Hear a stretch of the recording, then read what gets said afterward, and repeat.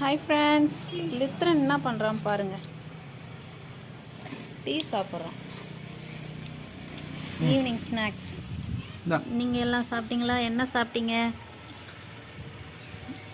Headset ஒன்று போட்டுக்கின்னு பயங்கர scene காமிச்சுன்னு. நல்லா இருக்காப்பா?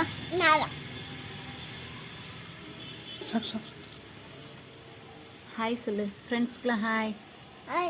சாப்பிட்டீங்களா? சாப்பிட்டீங்களா?